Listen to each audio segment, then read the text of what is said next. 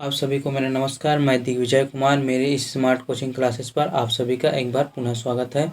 अगर आप मेरे इस चैनल पर नए हो तो मेरे चैनल को जरूर सब्सक्राइब कीजिए ताकि मेरा डेली का न्यू वीडियो आपको देखने को मिले। तो चलिए आज स्टार्ट करते हैं। हम लोग जो स्टडी करने वाले हैं निरक्षीय स्थिति। मैंने इससे पिछले वाले क्लास में अक्षीय स्थिति के बारे में बताया था। अगर आप उसे देखना चाहते हो तो मेरे इस वीडियो को डिस्क्रिप्शन बॉक्स में जाकर वहाँ से देख सकते हो। तो चलिए स्टार्ट करते हैं। हम लोग मान के चलते हैं, माना ए और बी क्या है, एक वैद्युत ध्रुव है जो दोनों का जो बीच का डिस्टेंस है वो क्या है 2a है। अब इसके जो मध्य बिंदु O से है r दूरी पर एक बिंदु क्या है P है, जिस पर हमें विद्युत क्षेत्र की तीव्रता ज्ञात करनी है। तब जो बिंदु B पर स्थित जो आवेश होता है उसके कारण बिंदु P पर जो विद्युत क्षेत्र का परिणाम होगा वो क्या आएगा, E plus equal to 1/4πε0 into Q AP का स्क्वायर। ये जो आता है वो कूलॉम के नियम से आता है। यहाँ पर देख ले सकते हो जो हम लोग क्या निकाल रहे हैं, ए से पी का डिस्टेंस निकाल रहे हैं। तो इसी प्रकार से यहाँ पर क्या हो जाएगा ए पी का स्क्वायर। अब इसके बाद जो आता है इसी तरह से बिंदु बी पर माइनस क्यू आवेश के कारण बिंदु पी पर विद्युत क्षेत्र का जो परिणाम होगा वो क्या होगा, इक्वल टू 1/4πε0 इंटू Q/, क्या होगा बी पी का स्क्वायर। आप लोग यहाँ पे बोल रहे होंगे कि यहाँ पे माइनस क्यों नहीं लिए हैं, यहाँ पे भी प्लस क्यों नहीं लिए हैं। तो इसका जो डिस्टेंस होता है वो क्या होता है, दोनों इक्वल होते हैं निरक्षीय स्थिति पर। इस कारण यहाँ पर क्या लेते हैं, क्यों लेते हैं। और इसकी दिशा बताना जरूरी है। इसकी दिशा किधर है, तो इसकी जो दिशा है वो एपी के अनुदिश है और इसकी जो दिशा है वो बीपी के अनुदिश है। मतलब इसकी जो दिशा होगी एपी के अनुदिश होगी, इसकी जो दिशा होगी वो बीपी के अनुदिश होगी। अब हम लोग देखते हैं ज्यामिति से AP इक्वल टू क्या होगा बीपी, दोनों का जो डिस्टेंस है वो क्या है बराबर है। तो हम लोग क्या करते हैं, ई प्लस और ई के अनुमान बराबर होंगे तथा उनके बीच का जो एंगल होगा वो क्या होगा 2θ होगा। अर्थात क्या हो जाएगा, जो हम लोग एंगल लेंगे P और यहाँ पे जो एंगल ले रहे हैं हम लोग क्या ले रहे हैं PB और O और PAO, दोनों का जो बीच का जो डिस्टेंस है θ है। अर्थात वो कितना हो जाएगा, हमारा जो मान होगा वो 2θ होगा। अब यहाँ से देख लेते हैं बिंदु बी का परिणामी विद्युत क्षेत्र।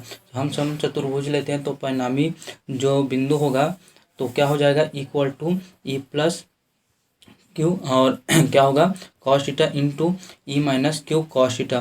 तो हम लोग जानते हैं कि इसको दोनों को क्या माने, इक्वल माने। तो यहाँ पे क्या हो जाएगा 2EQ और थीटा हो जाएगा कॉस थीटा, तो यहाँ पे आ जाएगा 2।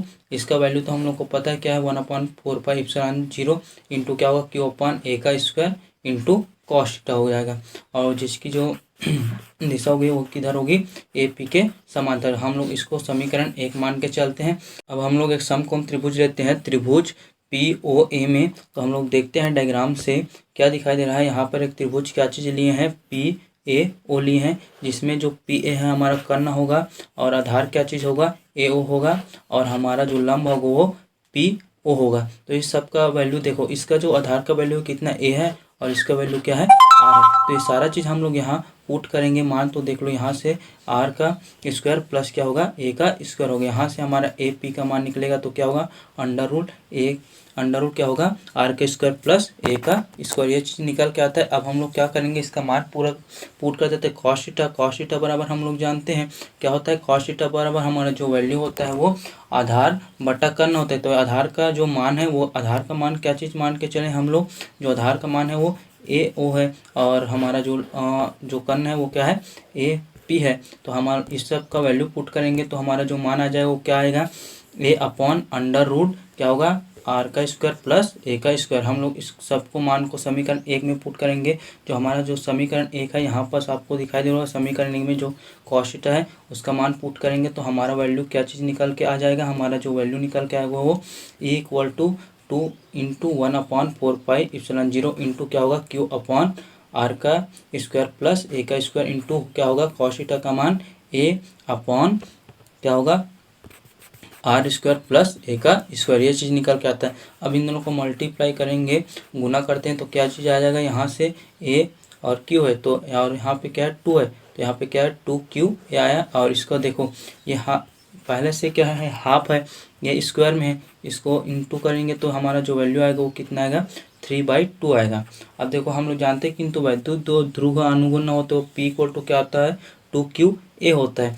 अब तो हम लोग यहाँ पर क्या रख देंगे, यहाँ पर 2QA की जगह क्या रखेंगे P रखेंगे। तो हमारा जो वैल्यू आएगा वो क्या आएगा 1/4πε0 इंटू Q/R का स्क्वायर प्लस A का स्क्वायर अपॉन 3/2 ये चीज़ निकल के आता है। इसको हम लोग समीकरण 2 मान लेते हैं और इसको सदिश रूप में लिखेंगे तो ये इस प्रकार से आ जाएगा। अब हम लोग क्या कर देते हैं, यदि वैद्युत ध्रुव का आकार अगर छोटा है तो वैद्युत ध्रुव से P दूरी से अधिक होगा, जो बिंदु P की जो दूरी है वो अधिक हो जाएगा। तो हम लोग क्या कर देते हैं, ए का हम लोग निगलेक्ट कर देते हैं, ए की तुलना में जो आर का जो वैल्यू है उसको उपेक्षा कर देंगे। तो यहाँ ए को हटा देते हैं तो क्या चीज़ आ जाएगा यहाँ पर ए की पावर 3। देखो ये हट गया तो क्या हो, यहाँ से आर स्क्वायर है और यहाँ पर 2 है तो दोनों 2 कैंसिल होगा और आर की पावर यहाँ पे क्या आ जाएगा 3 आ जाएगा। ये हमारा जो समीकरण 4 है सदिश रूप में लिखेंगे तो ये इस प्रकार से आएगा। जो हमारा 3 और 4 है वो वही है जो निरक्षीय स्थिति के व्यंजक को प्रदर्शित करता है। इस तरह से हमारा ये निरक्षीय स्थिति कंप्लीट होता है। आगे का मैं नेक्स्ट वीडियो में इसके आगे का टॉपिक बताऊंगा। आज के लिए बस इतना ही। Thank you.